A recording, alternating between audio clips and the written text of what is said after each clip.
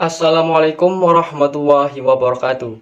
Perkenalkan, saya Zulfadli Ulum dengan nomor absen 10 dari kelas 11 MIPA 2. Di sini, saya akan mempresentasikan tentang sistem pernapasan pada manusia.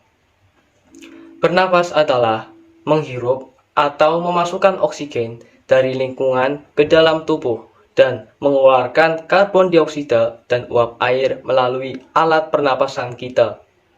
Apakah kalian tahu bahwa alat pernapasan kita terdiri atas hidung, pangkal tenggorok atau laring, batang tenggorok atau trachea, cabang tenggorok atau bronkus, dan paru-paru? Melalui lubang hidung, udara mendapatkan jalan keluar dan masuk ke dalam tubuh kita. Tapi selain itu, udara juga bisa masuk melalui mulut. Namun, jika kita bernapas menggunakan hidung, maka akan lebih baik karena terdapat lendir dan rambut-rambut halus.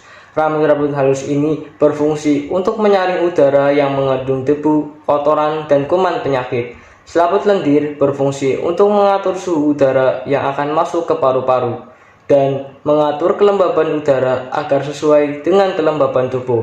Hidung juga jalur yang langsung terhubung dengan alat pernapasan selanjutnya, yaitu tenggorokan. Tenggorokan merupakan alat pernapasan manusia yang kedua. Pada tenggorokan terdapat laring atau pangkal tenggorok dan batang tenggorok atau trachea. Pada bagian dalam dinding tenggorok terdapat selaput lendir dan rambut-rambut halus yang selalu bergetar yang berfungsi untuk menghalangi benda-benda asing yang akan masuk ke paru-paru. Pernahkah kalian mengalami tersedak? Tersedak merupakan gerak refleks untuk mengeluarkan kembali benda atau makanan yang masuk ke saluran pernapasan. Gerak refleks adalah gerak cepat dan otomatis yang menanggapi rangsangan dari luar.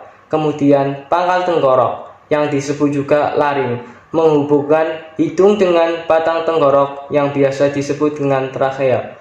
Pada ujung trachea terdapat bronkus, yaitu percabangan yang menghubungkan trachea dengan paru-paru kanan dan kiri. Paru-paru terletak di dalam rongga dada. Jika kita menghirup udara, maka udara akan masuk ke paru-paru, lalu melalui bronkus menuju cabang dari bronkus yang disebut dengan bronchiolus, dan berujung pada gelembung paru-paru yang disebut alveolus.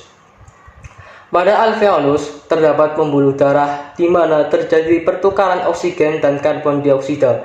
Sistem pernapasan manusia terdiri dari sistem pernapasan dada dan sistem pernapasan perut. Apakah kalian tahu perbedaannya? Pernapasan dada terjadi karena gerakan tulang rusuk oleh otot-otot antarusuk.